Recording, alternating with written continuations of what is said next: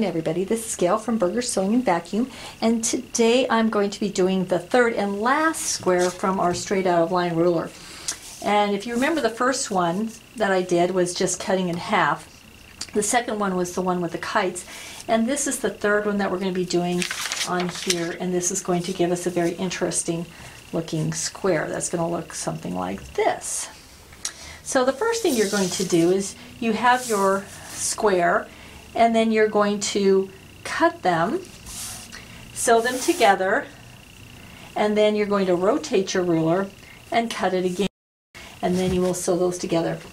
Now this one, you can get the mirrored versions of it, so you'll have one square and you can have a mirrored version of it. So make sure when you're doing them that if you don't want any mirrors, all your fabrics are facing the same way. Otherwise you're going to get the mirrored version of it, and you may not want that. So what can we do with this ruler? And I have my cryptic notes off to the side, and I'll put this over here. So the first thing you can do is you can put them together, and hopefully I'm staying within the screen, and you can make your pinwheels. And this is the one that they show you, and you make your pinwheels. Now when you do this, I'll get this out of the way, when you do these, what you will have is you will get these, and these gloves just help me be able to move the fabric around. You'll notice that what will start to happen is that you will get a dark pinwheel, then a light, then a dark. And then as you go along the rows and columns, you get the same one over and over again. So you'll get your dark ones, your light ones, and then it'll keep doing that and repeating itself. So this is a very nice way to put things together. And mine are kind of busy, so you can imagine what this would be if you had solid fabrics, like a solid black and a white or something. It'd be very stunning. So what else can we do? Well, let's see. What if I wanted to make this a light one? So I'm going to rotate everybody. And you'll notice a lot of times all I do is rotate little squares. So now I have a dark one and a light one here. And then between them, I'm going to have a half and half one. So my pinwheel is now lights with darks. And once again, you would have the darks here, and then you'd have your lights here, a dark here, and it will build out. And that's going to give you another different look, where you have your pinwheels here and there, and these guys are going to be half and half pinwheels. And what else can I do? What if I change this up? So I have a dark at the top and a light at the bottom. So now I have these half pinwheels. Now what's happening is you have a dark here, and a dark here with a light, light, light. So now you have these pinwheels alternating dark and light up on top, and you get this kind of step look going on too. So it's looking a bit scrappy. So if you have a lot of different fabrics that you're putting together, you can do this and make it look really scrappy. So many of these things depend on what types of fabric you're using. Now what if I rotated these guys around and I did it so I have them, so I have a dark and a light, and now I have a light and a dark, and now this pinwheel is alternating, completely alternating, and now we have another completely different look going on there, another very scrappy look. So you can do all of that. I'm looking at playing around with all of these and doing all kinds of things with them. So I have my half pinwheels and just rotating things around, because what if I did something like this, and I had a pinwheel in here, and then off to the side you can see this. Oh, I'm back to the beginning. I was trying to make a T. I think what I was using was the mirrored versions of it. So if I bring in some of my mirrored ones, I can make a totally different look. So I'm going to go back to the first one, and I'm going to do a pinwheel this way. But what if I take these away and I make another pinwheel, but this pinwheel is with the mirrored versions of them. So now what's going to happen is I'm going to have a pinwheel facing, spinning the opposite direction. So now I have a pinwheel going this way, and now this pinwheel is going the opposite way. And so now I have another different look with this kind of T shape in the center. And if I did it like that up here too, once again I would have my, you can see the center of my pinwheel. I'm kind of getting off my mat here. And then I would do my mirrored one on the other side. And you're going to have just all kinds of interesting looks, mixing and rotating all these different little blocks to make your bigger blocks. And you can see that I have this T shape.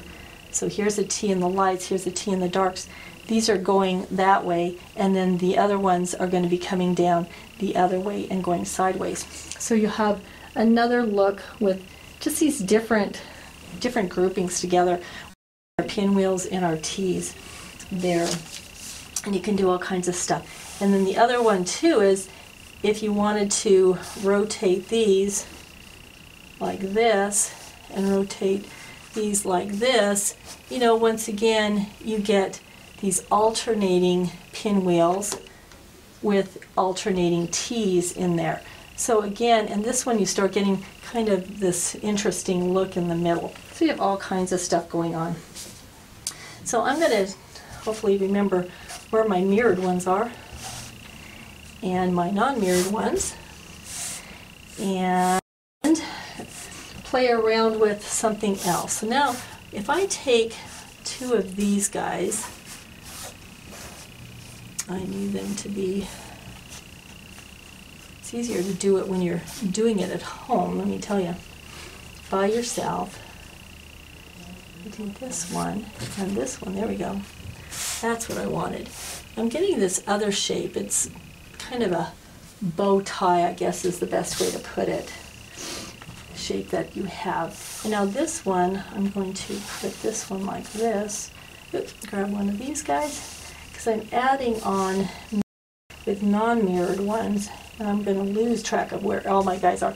But this one is, you can see my dark bow ties, and my light bow ties are going the opposite direction.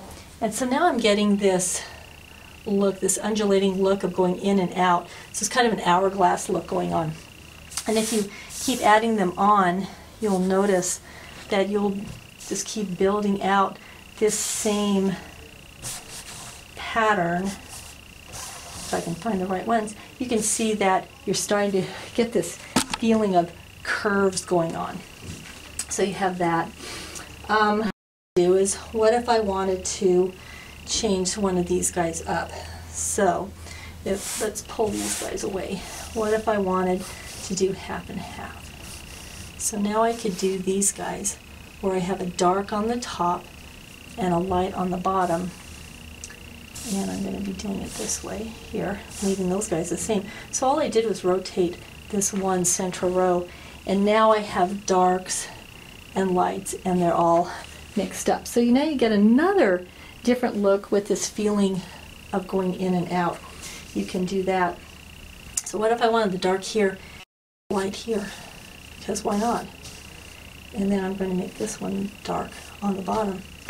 So now I have the dark and then alternating one and a light here, and then the same one here. I could do the dark at the top and the light at the bottom.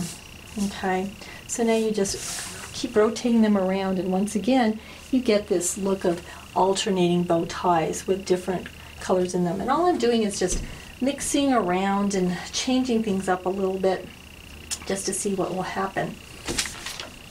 Let's see. Now what if I had a dark here and a dark here and a light here? So now I have this alternating one going on here. And once again I could do a dark here, a light here, a light here, and a dark here. And now you get this another look.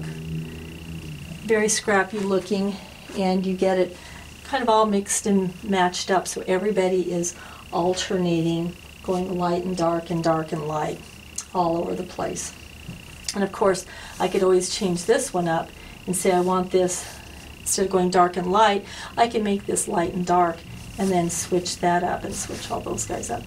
So I have them up, and now what I do is I get a solids together here, and alternating there, and we just keep building out from that.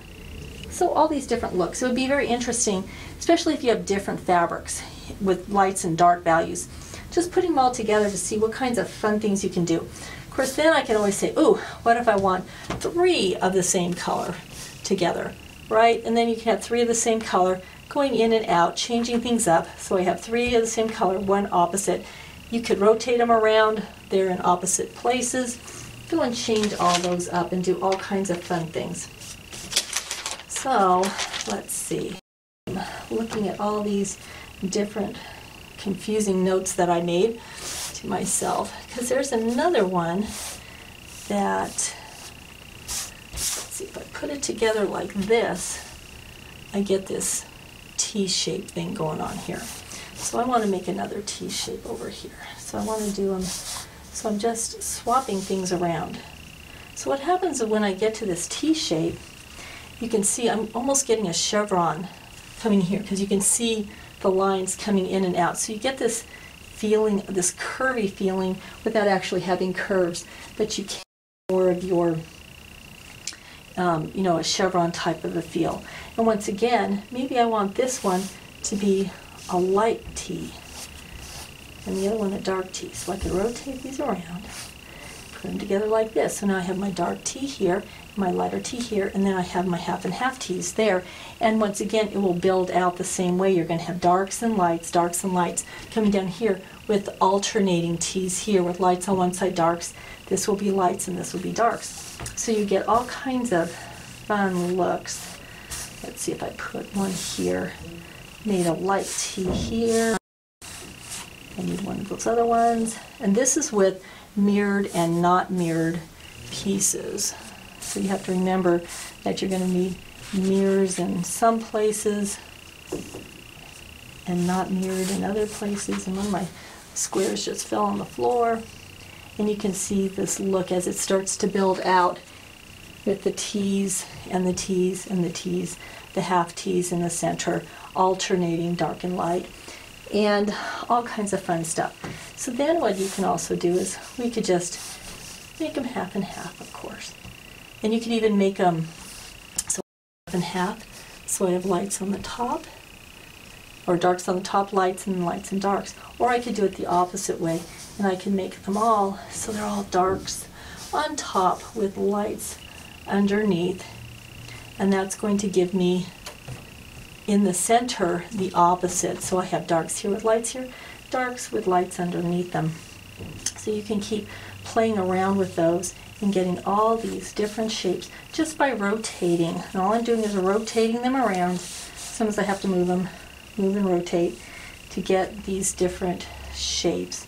So if I have darks here, and you can see I still get my chevron type of a look and all kinds of things. So this would be really fun to do with all kinds of different fabrics, and it'll be so different whether you're using just scrappy fabrics or if you're doing completely dark and, you know, just the same fabric, dark and light. But play around with them. Decide whether or not you want to have, you know, mirrored squares or not. So thinking about that, because if you don't have the mirrored squares, you're going to get all the pinwheels going in the same direction. Of course, you can mix and match and say, oh, I want darks and lights, or half and half. But if you want to get some of these bow tie looks that I call them, or tees, then you need to have both your regular one and the mirrored version. The mirrored version, all you do is you just cut everything upside down, and then you put it together that way. Where the regular one, everything, all the fabrics are facing up. So this is our straight out of line. This is this particular square. I've done it all different ways. Have fun with it. You can do all kinds of fun designs with it. It's going to be totally different depending on your fabrics, but it's a great way to use up your scraps. You can make it look really scrappy, or you can make it look more, you know, with the pinwheels and a little bit more organized. But that's up to you, and we would love to see what you do. So you can send us pictures or bring it into the shop. We would love to see you. So until next time, have fun quilting.